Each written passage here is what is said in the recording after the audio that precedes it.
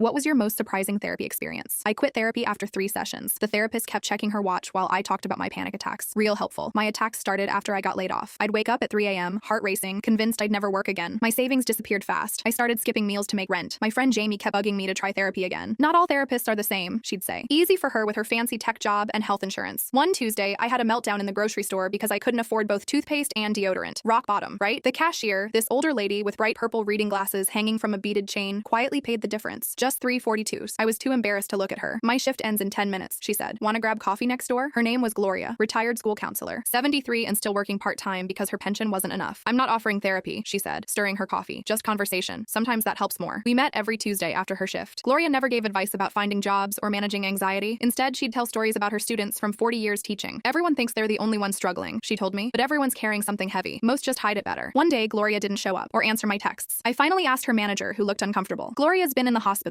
Cancer. Stage 4. I visited her with a grocery store plant in a plastic pot. The hospital room TV was playing some game show. Gloria looked tiny in the bed. Sorry about coffee, she said, like she'd just canceled casual plans. Been a bit under the weather. I started crying. Why didn't you tell me? All those times we talked about my problems. Gloria adjusted her purple glasses. Would knowing I was sick have fixed your panic attacks? Or would you have just worried about me too? I visited Gloria every day for 6 weeks. We never talked about her dying. Instead, I'd tell her about job interviews or funny things I saw on the bus. The day before she passed, Gloria handed me a notebook. My last class assignment, she said with a weak smile. Inside were job listings she'd circled, notes about which would suit me, and a letter of recommendation she'd written. At her funeral, I met dozens of people Gloria had helped. Former students, neighbors, random people she'd met at the grocery store, all of us carrying something heavy. I got the accounting job she'd highlighted as perfect for you. My panic attacks aren't gone, but they're better. Sometimes when I feel one starting, I imagine Gloria rolling her eyes and saying, "Breathe, honey. This feeling is temporary. You are not." My new therapist says Gloria wasn't actually providing therapy, but she was the best therapist I never paid for. The purple reading glasses hang from my rearview mirror now, a reminder that sometimes help comes from unexpected places, and sometimes helping others is the best therapy of all.